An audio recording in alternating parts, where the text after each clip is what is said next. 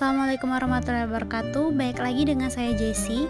Nah, di sini saya akan menjelaskan analisis faktor-faktor yang mempengaruhi produksi jagung di Kecamatan Wirosari, Kabupaten Grobogan. Pada bab 1 yang berisi latar belakang, rumusan masalah dan tujuan. Latar belakang, jagung merupakan substitusi bagi beras dan ubi.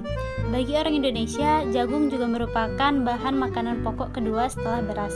Terdapat daerah di Indonesia yang berbudaya mengonsumsi jagung, antara lain Madura, Pantai Selatan Jawa Timur, Pantai Selatan Jawa Tengah, Yogyakarta, Pantai Selatan Jawa Barat, Sulawesi Selatan bagian timur, Kediri, Sulawesi Tenggara, Gorontalo, Balaang Mongondo, Maluku Utara, Karo, Dairi, Simalungun, dan sebagainya.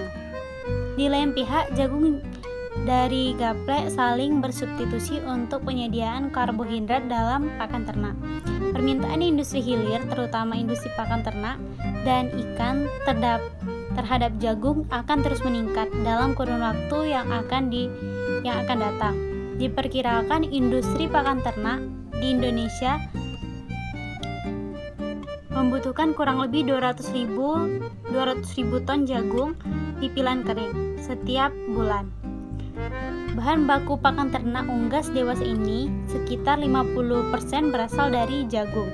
Berbeda dengan beberapa dekade sebelumnya, di mana jagung biasanya dikonsumsi langsung, maka di masa mendatang konsumsi langsung akan terus berkurang. Namun hal ini akan diimbangi dengan peningkatan permintaan terhadap jagung sebagai bahan baku industri.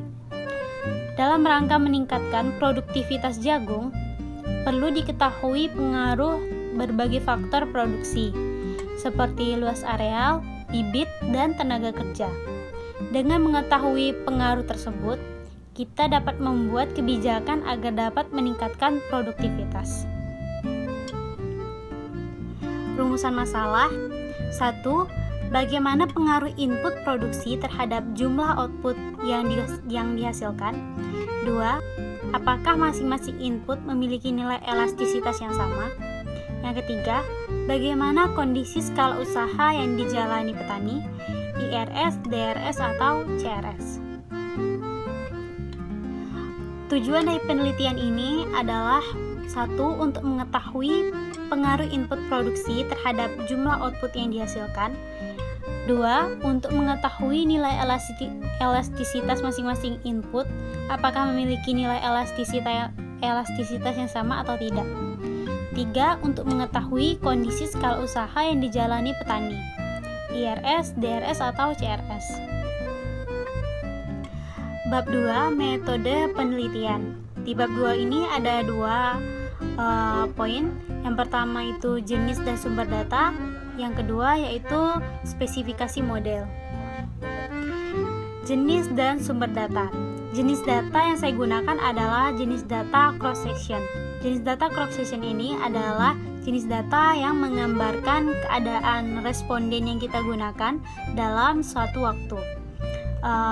Sumber data yang saya gunakan berasal dari tesis dengan judul Analisis Faktor-Faktor yang Mempengaruhi Produksi Jagung di Kecamatan Wirosari, Kabupaten Grobogan yang disusun oleh Riyadi.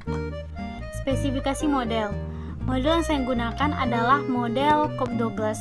Fungsionalnya Kt sama dengan beta 0, At beta 1, Bt beta 2, Lt beta 3, E Ut, di mana Kt adalah jumlah produksi, At adalah luas lahan, Lt adalah jumlah tenaga kerja, Bt adalah jumlah bibit, beta I adalah koefisien regresi. Untuk mengestimasinya akan diubah dalam bentuk logaritma natural menjadi ln Kt sama dengan ln beta 0 ditambah beta 1 ln At ditambah beta 2 ln Bt ditambah beta 3 ln Lt ditambah Ut ln E. Bab 3. Hasil dan pembahasan. A. Pengaruh input produksi terhadap output. Dari hasil analisis yang didapat, Terlihat pada gambar tersebut, p-value pada uji F-nya adalah 0,00, p-value pada uji T-nya X1 itu 0,232, X2-nya adalah 0,160, X3-nya adalah 0,000. Pengaruh input produksi terhadap output lanjutan. Dari tabel di samping didapatkan nilai p-value uji F-nya adalah 0,00 dengan alfa 0,05, yang artinya tolak 0 terima 1. Dalam hal ini berarti dapat dikatakan variabel independen berpengaruh terhadap variabel dependen dengan nilai p-value uji F lebih kecil daripada nilai alfa. Kemudian p-value uji T pada p-value X1 yaitu 0,232, yang artinya tolak H1 terima H0, berarti tidak berpengaruh. Mengapa demikian? Karena nilai p-value X1 itu lebih besar daripada alfa.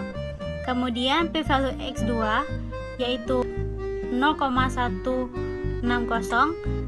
tolak H1 terima H0, yang artinya tidak berpengaruh karena p-value X2 itu lebih besar daripada alfa. P-value X3 adalah 0,00, tolak H0 terima H1, yang berarti variabel X3 ini berpengaruh karena p-value X3 ini lebih kecil daripada alfa. Berdasarkan hasil di atas, terdapat satu variabel yang berpengaruh, yaitu X3 dengan nilai koefisien regresinya 0,56983, yang artinya setiap tambahan satu pekerja, karena di X3 itu adalah variabel pekerja, maka akan bertambah 0,56983 kg jagung. B. Nilai elastisitas masing-masing input. Pada gambar ini didapatkan nilai p-value-nya yaitu 0,6386. Itu ada untuk nilai p-value X1, p-value untuk X2 yaitu 0,02487, untuk p-value X3 0,07636.